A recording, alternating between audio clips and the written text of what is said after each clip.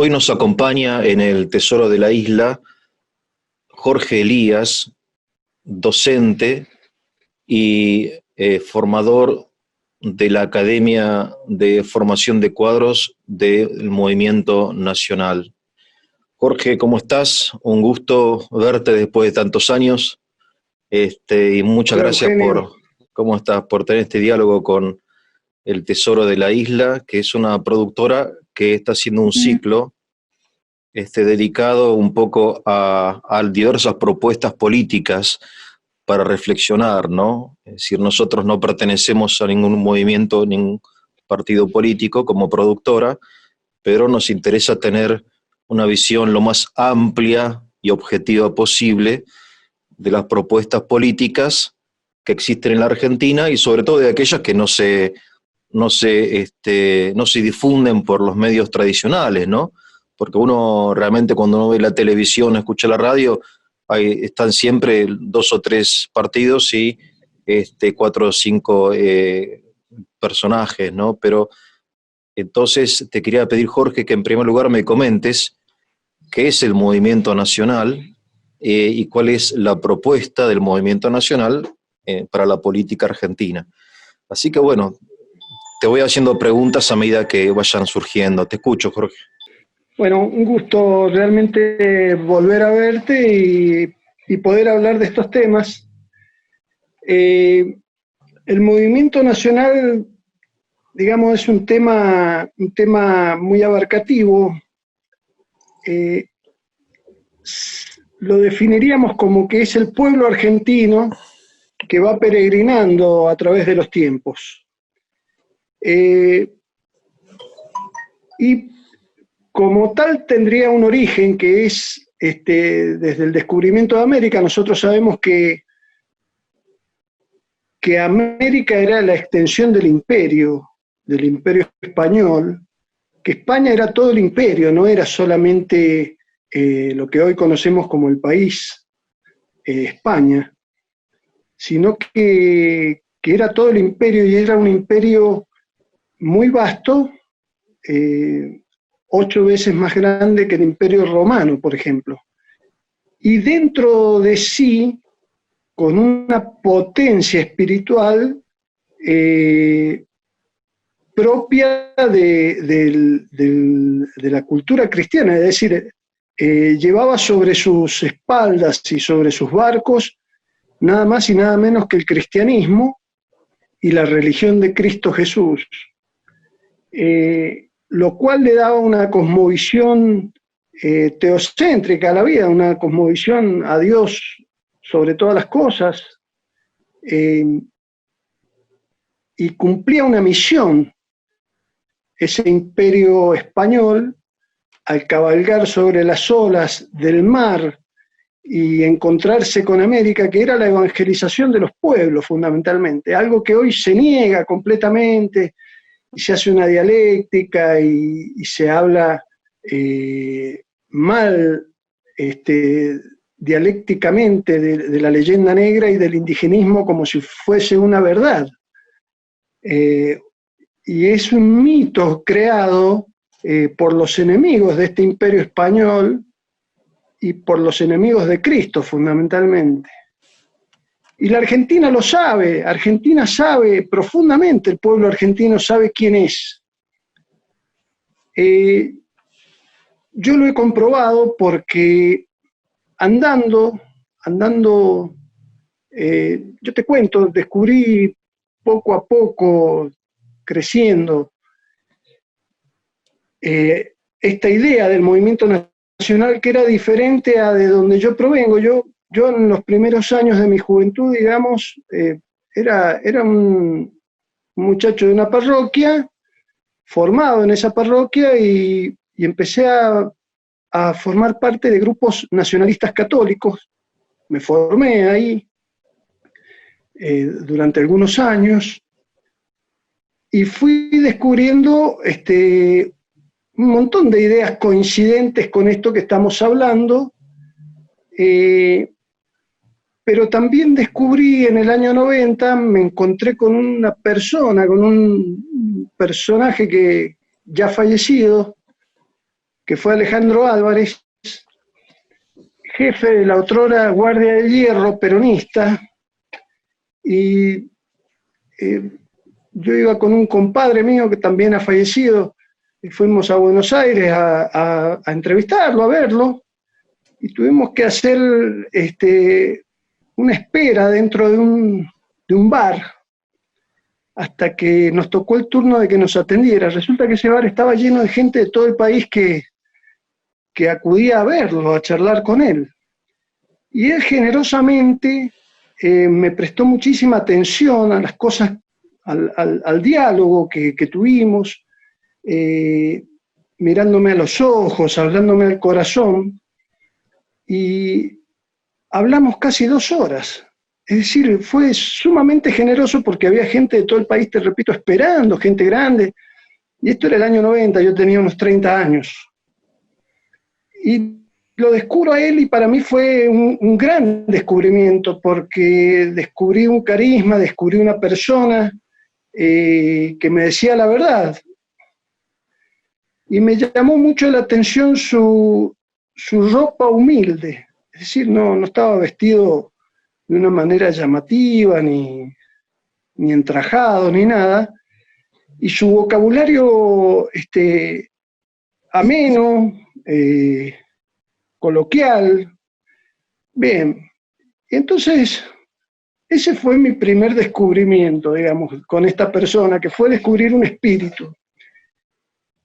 Y poco a poco nos fuimos encontrando nuevamente en reuniones, en charlas. Él visitó Mendoza, yo me hice cargo de organizar su venida muchas veces, junto con otros amigos, y íbamos hablando de las cuestiones políticas de la actualidad y recibiendo unas enseñanzas que para mí han quedado grabadas, porque creo que son de un acerto total. Es decir, él veía claramente lo que ocurría en nuestra patria y poseía un bagaje cultural y una experiencia de vida muy grande. Entonces, bueno, yo fui tornando de ese pensamiento nacionalista al descubrimiento del peronismo. Pero el descubrimiento del peronismo no lo hice así, digamos, solamente porque charlé con una persona que me iluminó. Eso fue el primer paso, pero yo soy profesor de educación física y quería saber más acerca del deporte en la Argentina. Es decir, quería ver los orígenes, quería leer algo que no había podido recibir en el Instituto de Educación Física, la historia del deporte en la Argentina, qué había pasado en la Argentina. Nadie lo podía contar. Entonces me fui a un viejo profesor de acá de Mendoza, muy reconocido, también fallecido ya, profesor Rodríguez, y estuvimos una tarde conversando en un sillón y me dio algunos apuntes de historia del deporte. Ahora ya está toda develada, digamos, la historia del deporte, porque hay quien se encargó de desarrollarla, de escribirla, de hacerla, que es Víctor Lupo, que ha escrito varios libros, entre ellas La historia del deporte en la Argentina, que creo que es un tesoro, algo muy valioso para un profesor de educación física y para los aficionados al deporte en general, es decir, los que quieran saber acerca de cómo se forjó el deporte en la Argentina. Y yo descubro que el deporte en la Argentina lo había organizado Perón. Es decir, Perón tenía al doctor Carrillo como ministro de Salud y de Bienestar Social, y le dijo, bueno, ese doctor que era un médico neurólogo, profesor universitario, un intelectual, fue colocado providencialmente por Perón como ministro, y Perón le dijo, bueno, ¿qué vamos a hacer con la salud de nuestro país? ¿Cuáles son sus propuestas? Y Carrillo, uno de los pilares donde se fundó la propuesta del doctor Carrillo fue el deporte, porque a través del deporte de la infancia y de la juventud y de la organización deportiva del país, él podía hacer una base de datos que no había en esos momentos para poder hacer revisaciones médicas, prevención de la salud, curación de enfermedades. Recordemos que en esa época se trajo la vacuna contra la poliomielitis y otros grandes males que habían en aquellos años, y todo esto lo organizó el doctor Carrillo. Entonces Perón, hablando con él, le dijo, bueno, ¿cuántos deportistas hay en la Argentina? En ese momento ya estaba más o menos una estadística, le dice, hay 150.000 deportistas en 18 millones de habitantes. Entonces Perón le dijo, bueno, cuando yo me vaya del gobierno, quiero que haya el doble, doctor. Sí, señor, le dice. Bueno, cuando Perón se fue del gobierno, había 6 millones de deportistas.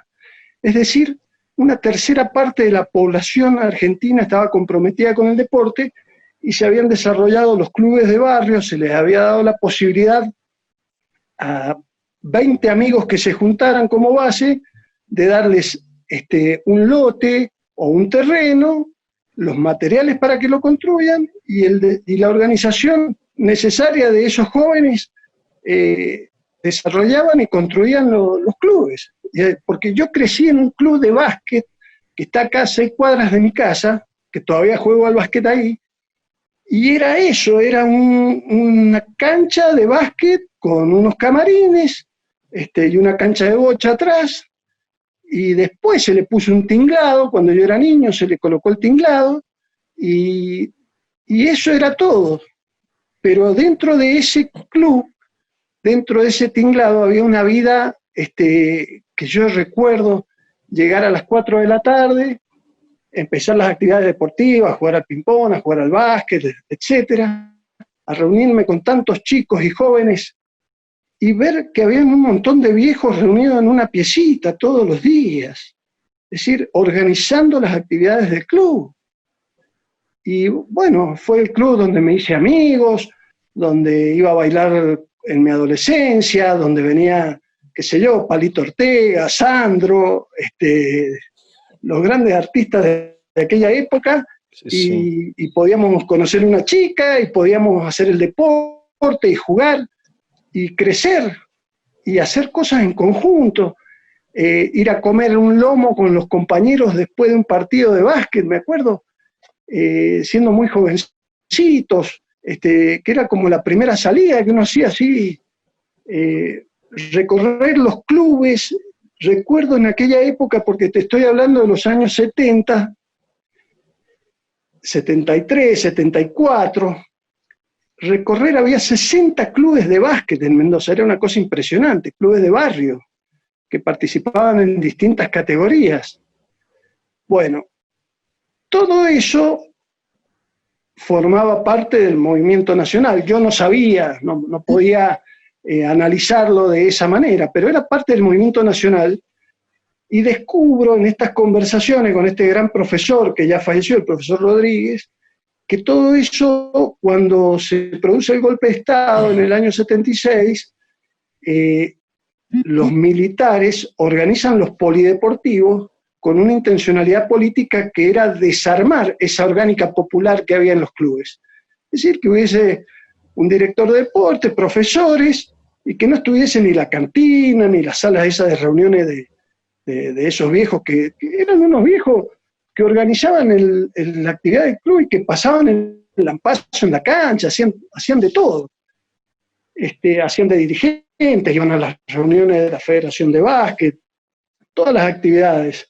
Bueno, todo eso quedó soslayado por la intervención del Estado, ese Estado del proceso militar, que potenció los polideportivos, y hoy vemos lo que ocurrió, que incluso hay una película que, digamos, malamente expresa la realidad, pero hay algunas analogías, que es Luna de Avellaneda. Uno ve la película Luna de Avellaneda y dice, bueno, quedaron vacíos los clubes, porque lo que se ha tratado de destruir es a la comunidad organizada con estas acciones. Es decir, y hoy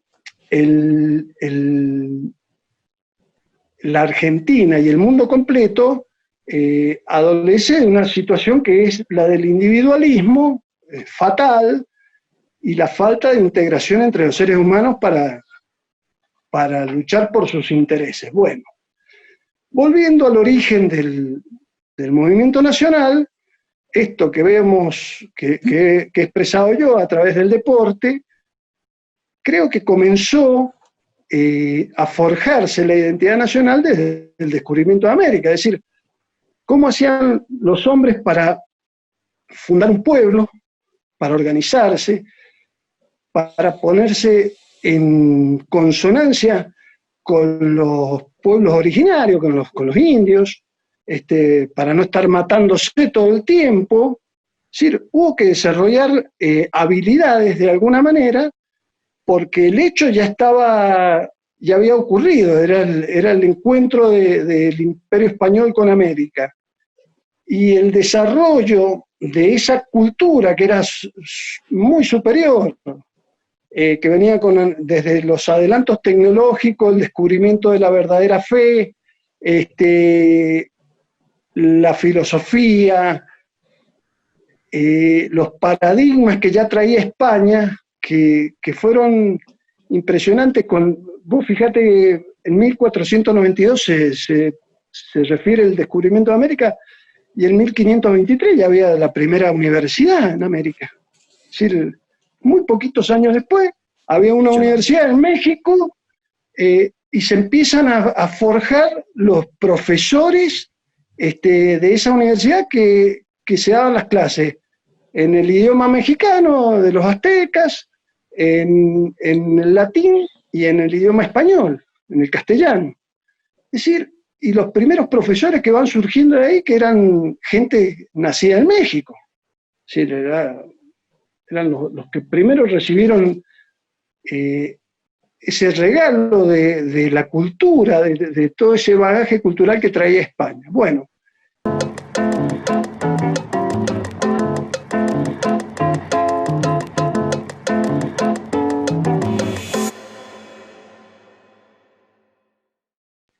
Acá en América, y sobre todo en la Argentina, comienza a desarrollarse todo un proceso, primero con la Fundación de Buenos Aires, que se tiene que hacer 2 veces, y después con la misión que empiezan a cumplir los jesuitas fundamentalmente, y todo el desarrollo de las misiones jesuíticas en nuestro litoral. Todo un desarrollo de una organización de las comunidades guaraníticas, del aprendizaje del trabajo, el aprendizaje de las artes, de la música, de las artesanías, etcétera, etcétera, y el sacarlos del medio de la selva y de las luchas intestinas que tenían entre ellos, y la aceptación de la fe por parte de estos pueblos, que hicieron un desarrollo magnífico y que empezaron a ser agredidos por las potencias extranjeras, que veían no solamente un peligro, sino que querían seguir llevándose a los guaraníes para trabajar como esclavos en el sur de Brasil, en las grandes extensiones de café, de tabaco, etcétera, que tenían ahí en el sur de Brasil. Y bueno, los españoles, sobre todo los misioneros, comenzaron a defenderlo. Hasta que se produce tanta agresión que se organizan para combatir junto con los misioneros, los guaraníes. Y se produce una batalla que se llamó la batalla de Bororé, allá en las nacientes de los ríos, de lo que sería el río Paraná, el río Uruguay. Una batalla que fue grandísima, porque venían los bandeirantes a tratar de combatir a los guaraníes, y los guaraníes se habían forjado como soldados ya, por muchos sacerdotes que, como hemos visto en la película La Misión, un poquito, digamos, muchos sacerdotes que antes habían sido militares, los ayudaron a organizar una fuerza armada, y hubo una batalla de tal calibre, donde hubo miles de muertos. Los bandeirantes venían con los indios tupíes, que eran los que lo guiaban, y venían con cientos de barcazas y de pequeñas naves sobre el río. Bueno, en una parte donde el río no es tan profundo, ahí fueron atacados, y fue tan grande la paliza que prácticamente no quedaron muchos vivos. Los persiguieron por toda la selva y dejaron solamente que escaparan unos pocos para que anunciaran lo que había sucedido.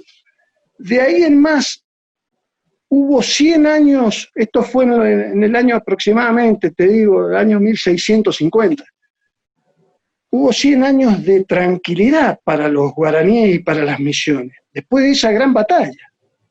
Y el desarrollo fue muy grande, muy poco conocido por la historia argentina, porque de estas cosas no se habla prácticamente, y el desarrollo en todos los aspectos, económico, agrícola, ganadero, cultural, musical, artesanal, esa pequeña industria que se empezó a forjar ahí, fue de tanta influencia y fue tan ampliamente conocida que para los pueblos extranjeros a España era una amenaza, y la masonería logró penetrar hasta las profundidades de la iglesia y hacer que se tome la determinación de que se vayan los jesuitas de lo que era en esa época el Virreinato del Río de la Plata. Es decir, lo que iba a ser el Virreinato del Río de la Plata, porque fue más o menos coincidente la partida de los jesuitas con el nacimiento del Virreinato del Río de la Plata,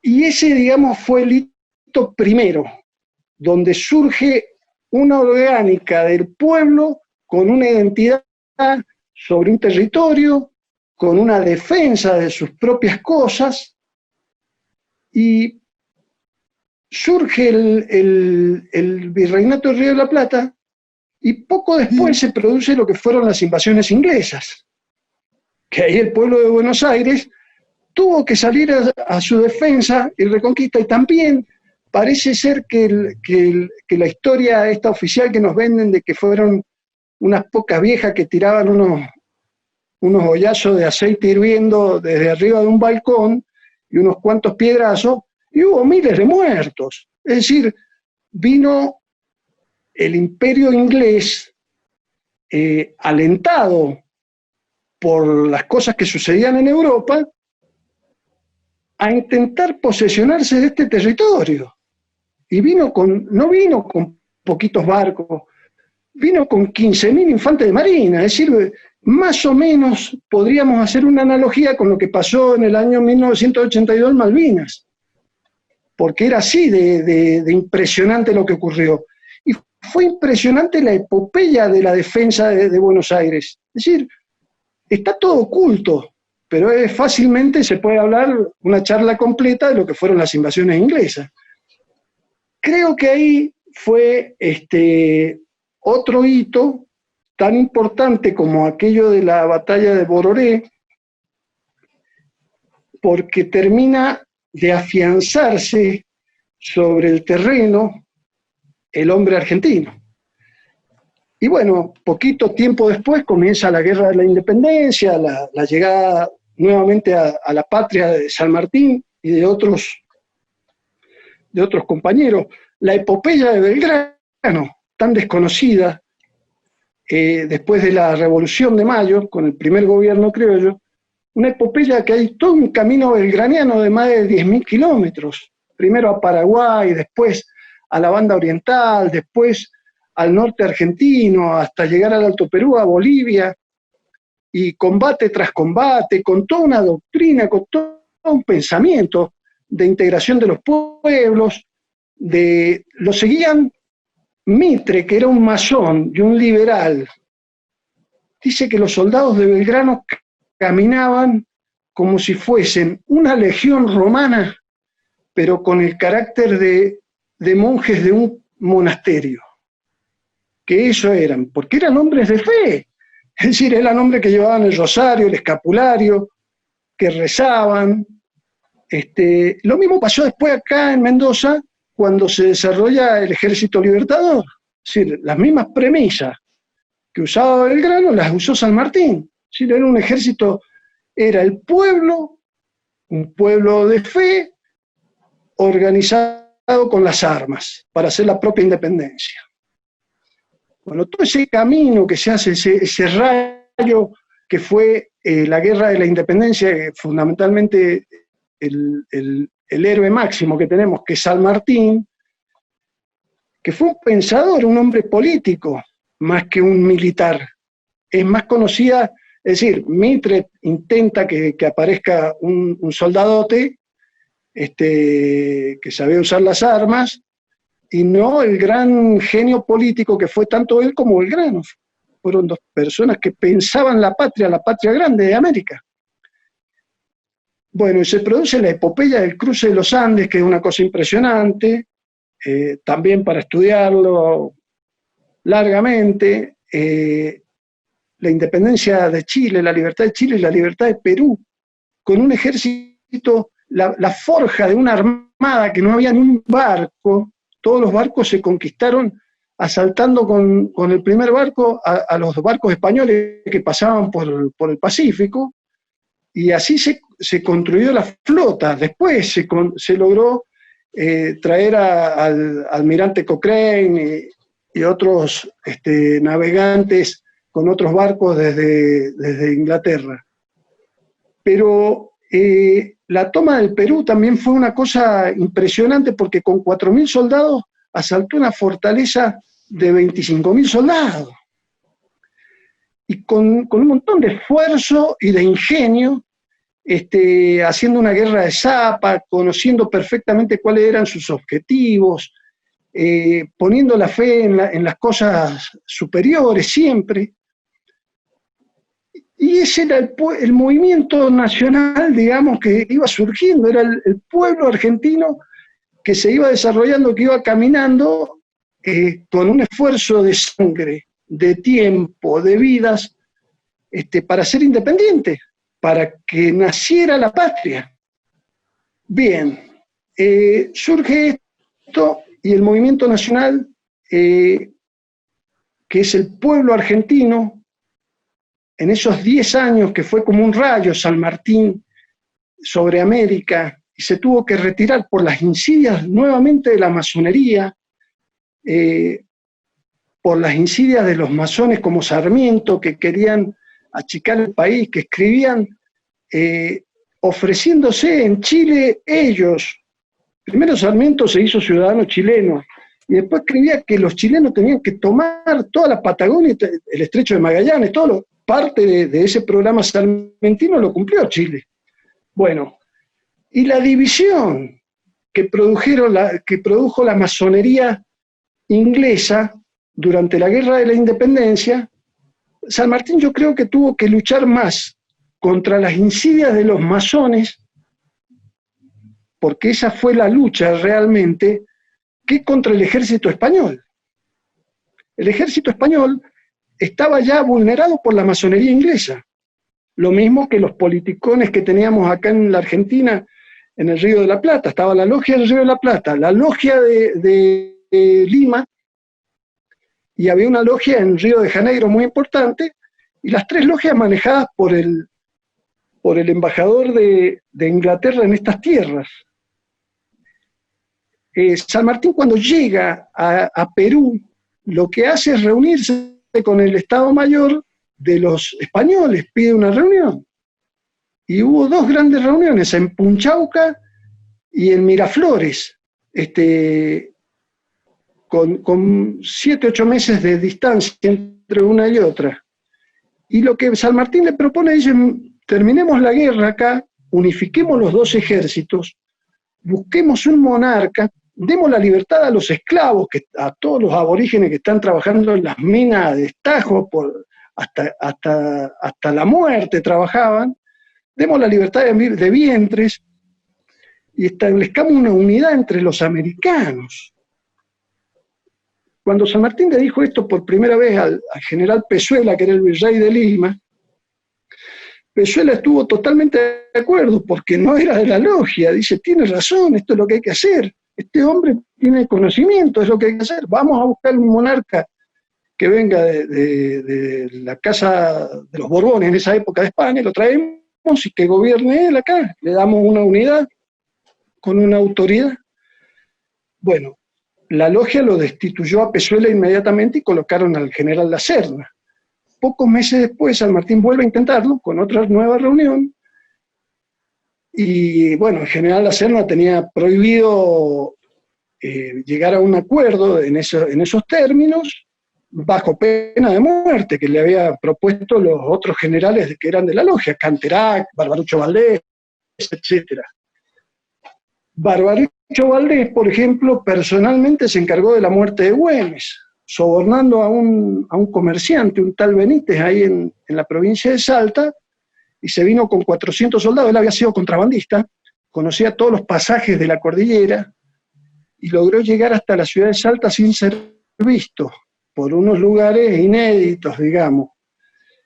Y en un atardecer le avisó este tal Benítez que había entrado Güemes esa nochecita a la ciudad de Salta, y ya en la oscuridad logró penetrar y hacerle una emboscada a Güemes, que dicho sea de paso fue el único general argentino muerto en combate, que es un tema muy importante. El único general argentino que se enfrentó y que murió en un combate es el general Martín Miguel de Güemes. Otro pueblo sacrificado, todo el pueblo, nuestro pueblo del norte, Salta, Jujuy, esas poblaciones, todo lo que era el Alto Perú, esas poblaciones sacrificadísimas, en una lucha del pueblo en armas. Hay una película muy antigua, que es La Guerra Gaucha, que muestra todo esto, cómo era el pueblo en armas en aquella zona, cómo cada niño era un mensajero, cada mujer era una espía, y cada hombre era un gaucho de trabajo y un hombre de combate. Bueno, todo esto que producía, digamos, el enemigo, la masonería y los intereses de Inglaterra por dividir a la América en muchas pequeñas naciones controlables y no en una gran nación que era la idea de San Martín y de Bolívar. Bolívar tardíamente comprende que la masonería era el enemigo. Después de Guayaquil se fue dando cuenta, hasta que termina expulsando a las logias masónicas de Venezuela y de Colombia. Pero esas logias lo llevaron a la muerte, porque es mentira que murió de una tuberculosis. Murió asesinado por las logias masónicas. Hay una película que se llama El Libertador ahora que están dando y que muestra cómo fue verdaderamente el final.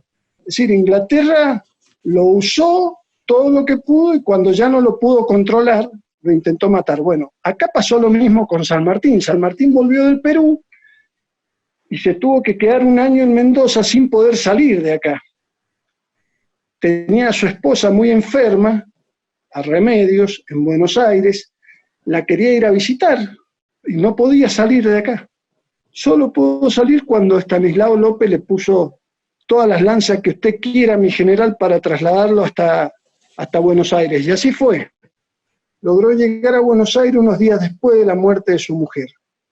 Y no le quedó otra opción, porque el que gobernaba ahí era Rivadavia, que era el gran jefe de la logia del Río de la Plata, y se tuvo que ir San Martín, porque si no lo iban a matar, se tuvo que ir a Europa. Después intentó volver en el año 29 y no se bajó del barco porque lo iban a matar. Es decir, no es porque fuera un orgulloso o lo que sea, era porque lo amenazaban de muerte. Es decir, si no hacían lo que el poder oficial de esos momentos quería, iba a ser muerto. Y bueno, el pueblo argentino que ya era el pueblo argentino, sufre todos estos avatares, la división de América, todos estos golpes después de tanto sacrificio de sangre, de la independencia, etcétera, etcétera, para tener un gobierno criollo, un gobierno propio y una soberanía verdadera. Todos estos personajes de la política hacían imposible que ocurriera esto. Y hasta que surge la figura de don Juan Manuel de Rosas, que es el único que le pone un cierto orden y restablece las leyes en la Argentina, y le pone concordia a la vida entre Buenos Aires y los pueblos del interior. Y hace verdaderamente acuerdos, el desarrollo de una política, y lo que más podemos destacar también es que hace una armonía y una convivencia con todos los indios de la Patagonia. Es decir, desde el sur de Buenos Aires, la mitad de la provincia de Buenos Aires hacia el sur, y hasta la Patagonia, hasta la cordillera, digamos, hasta la cordillera neuquina, él logra una concordia y un acuerdo con todas clases de gente, es decir, con los pueblos del interior, con los indios, con todo. Pero fue asediado, uno estudia la historia de Rosas y dice, miércoles, esos 20 años, la ocupación del territorio que era tan difícil, y teníamos a Sarmiento del otro lado de la cordillera, escribiendo y escribiendo contra la Argentina, a los franceses metidos en la banda oriental, en Uruguay, asediando a la Argentina, a los ingleses asediando a la Argentina, las logias masónicas asediando a la Argentina. Los mismos personajes de la política argentina, que se tuvieron que ir, la mayoría de ellos, hasta la banda oriental, porque acá no podían convivir. Si no se podía convivir con tanta gente traidora, y se tuvo que retirar. Y los que se quedaron y lo combatían a Rosas, por ejemplo, el general Paz, el famoso general Paz, que vivían depredando y degollando gente en el interior, es decir, luchando contra todo lo que fuese sumar voluntades, unidad, desarrollo, no, era todo lo contrario. Y era gente preparada, gente que conocía, que habían leído, que habían tenido cierta escuela, que habían conocido a Belgrano, San Martín. Muchos de esos militarotes se pusieron del lado del lado de la anti-Argentina. La Argentina creció en esa dicotomía y en esa dialéctica contra que creo que los peores enemigos eran los cipayos interiores. Todo esto, que repito, está ocultado. Al joven que hoy va creciendo en la Argentina no tiene ni idea de estas cosas que ocurrieron, pero que son las cosas que ocurren hoy, muchas de ellas son una réplica de aquellas cosas que ocurrieron en otros años.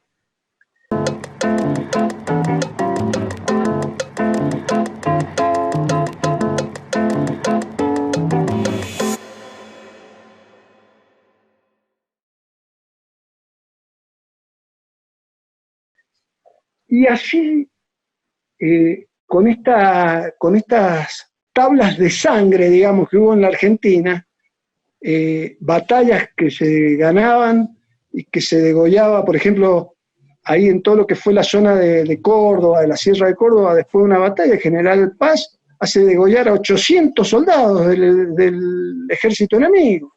Si no tomaban prisioneros, fueron y degollaron a 800 tipos, así, pero porque sí.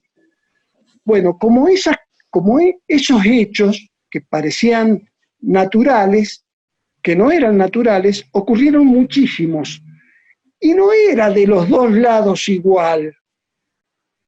El general Rosas fue bastante cuidadoso en el desarrollo, sino que después se ha hecho una mitología de que era recontrasanguinario.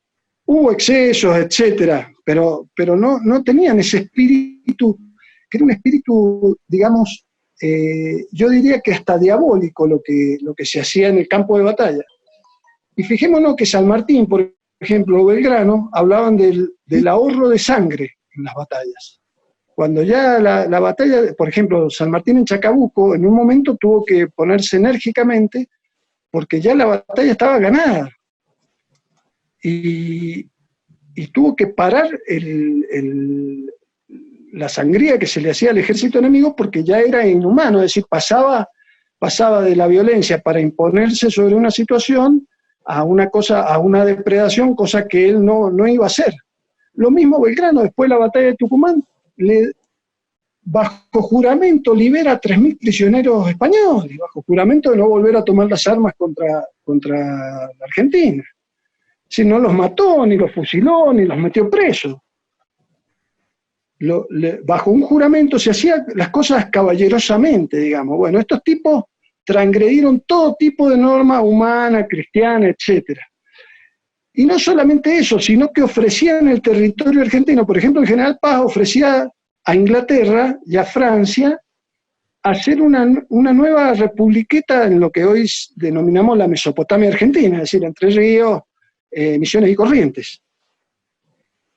La misma idea tuvo en algún momento Urquiza, fue tentado para eso, le caía bien la idea, pero después de la batalla de Caseros se le fue la idea de dividir más aún la nación argentina.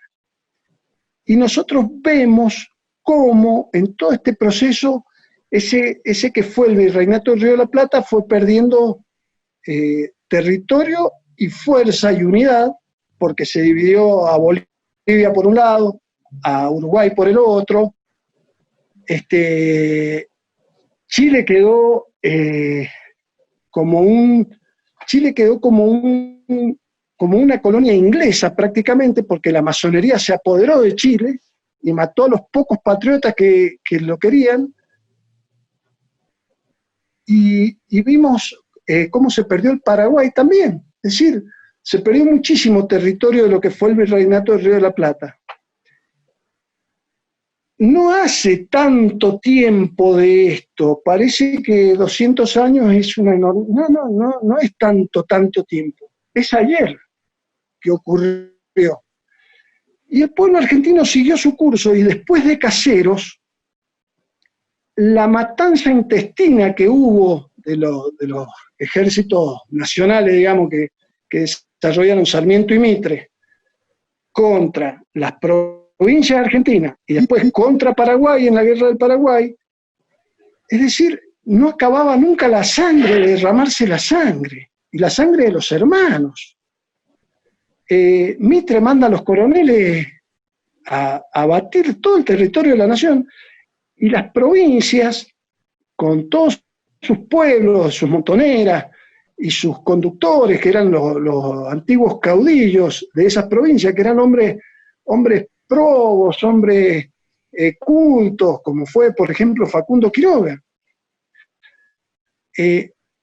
No solamente se los mató al Chacho Peñalosa, a todos ellos, sino que se los degradó con la historia oficial, con mitos que dan vergüenza escucharlos de boca de argentinos y de argentinos que han sido presidentes, eran todos masones. Bueno, esa segunda parte del siglo XIX, sangrienta, dolorosa para la Argentina, el pueblo argentino es como que se soterró, se guardó bajo tierra, como hacen las aguas de los ríos subterráneos, porque es así el movimiento nacional, el pueblo argentino, se esconde y espera y en un momento vuelve a florecer. Eso es un poco lo que yo he aprendido de algunos maestros, que decían que funciona así el pueblo argentino. Y esa segunda parte tan sangrienta, tan horrible a la mirada de cualquier desprevenido que ve y dice, pero estas cosas pasaban acá, sí, estas cosas. Surge una luz en la Argentina, surge como una flor en el medio del desierto, como un regalo del cielo, que fue la aparición del cura Brochero. El cura Brochero, en el medio de esos gobiernos masónicos, en el medio de esas matanzas que hubieron y esas persecuciones que hubieron, aparece esa figura emblemática, primero con la santidad, segundo, criollazo como ninguno, tercero, con una misericordia y una búsqueda y rescate de aquellos gauchos que habían participado de las montoneras, etcétera, como Santos Guayama o algunas otras historias que son para ver un capítulo completo sobre el cura Brochero, porque el cura Brochero era la Argentina, la verdadera Argentina estaba en él. A eso me refiero, es decir, aparecen unos hombres, en una época los héroes, en otra época estos hombres santos, pero siempre acompañados del pueblo, no una cosa sin la otra. Nunca aparece, porque estos hombres surgen del pueblo, no surgen porque nació un genio, nació un Messi que juega, no, nacen como así el deportista surge de los potreros, el basquetbolista surge de esos clubes de barrio, como Ginóbili nació en un club de barrio que estaba a 3 cuadras de su casa, en Bahía Blanca, un flacucho que iba a jugar al básquet y aparece de repente un genio dentro de una cancha. Bueno, en el aspecto político, en el aspecto militar, surgen estos hombres del pueblo, y eso es lo que va marcando el camino, la peregrinación del pueblo argentino en los tiempos. Y a esto le vamos a agregar otra cosa, que es la peregrinación hacia los santuarios, que hoy la podemos ver más que nunca en el norte argentino, en el Señor del Milagro, en el Cristo de la Quebrada, en la Virgen del Rosario San Nicolás, en Luján. Es decir, el pueblo va hacia los santuarios. No es el pueblo de la liturgia perfecta, no es el pueblo que se pregona por ahí, es el pueblo que cree en el Papa, que cree en la Virgen, que cree que Jesucristo es el Hijo de Dios y que se quiere ir al cielo. Y se conoce pecador y va a pedir perdón y va a pedir gracias. No mágicamente. Hay gente que camina y con una fe que a uno le da vergüenza, porque uno ha aprendido un montón de cosas, de catecismo, y qué sé yo, quisiera tener muchas veces la fe que tienen algunas viejas que van a los santuarios. Yo voy todos los años al santuario de San Nicolás, con los muchachos que pertenecemos a la academia esta de formación, que formamos parte de una orden de laicos que tiene un carisma en la política y que peregrinamos todos los años para la fiesta de la Virgen de San Nicolás en septiembre, y nos reunimos allá a rezar y a pedir las gracias, y desde hace varios años que le entregamos un bastón de mando a la Virgen, hacemos una pequeña ceremonia antes de empezar la misa, todos los años, y le ofrecemos el bastón de mando de la Argentina a la Virgen, así como lo hizo Belgrano en Tucumán y como lo hizo San Martín acá en Mendoza. Bueno, son pequeños gestos que tenemos, porque nosotros consideramos que esa es la marcha que viene trayendo el movimiento nacional desde que la patria nació.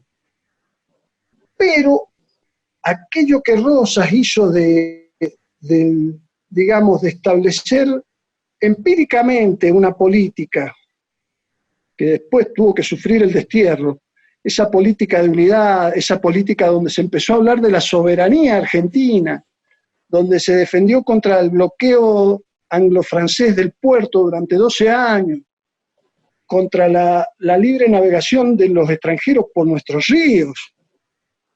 Y Rosas combatió todo eso. Tuvo que soportar que le tomaran las Islas Malvinas, que le bombardearan lo que era el Puerto Soledad, que le mandaran los pocos sobrevivientes que hubo de esa quema del pueblo en las Malvinas en un barquito junto con el gobernador Bernet que él había establecido allá. Y tener que soportar todo eso, y después la traición de los propios y la derrota en Caseros con más de 15.000 soldados brasileños que venían marchando junto con Urquiza y sus lanceros entrerrianos. Todo esto, y pasar esos 50, 60 años de la Argentina, una Argentina silenciosa, llenas de muertos las casas, perseguidos dentro de las provincias y en Buenos Aires también. Hasta que aparece un movimiento popular donde se van sumando voluntades con Irigoyen, y comienza a hablarse de algunas cosas que no se hablaban. Por ejemplo, el descubrimiento de América y lo que era la hispanidad. Por ejemplo, la nacionalización de algunas riquezas nuestras y el usufructo por parte de la Argentina. Todo se hizo como se pudo, con mucha traición en la época de Irigoyen, intestina, hasta que surge pocos años después de la década infame, después de la década del 30, la figura de Perón. Y al principio, cuando hablábamos con vos, hablábamos de lo que era el nacionalismo católico y lo que es el movimiento nacional. Yo estuve muchos años con los nacionalistas católicos, jamás se habló de Perón.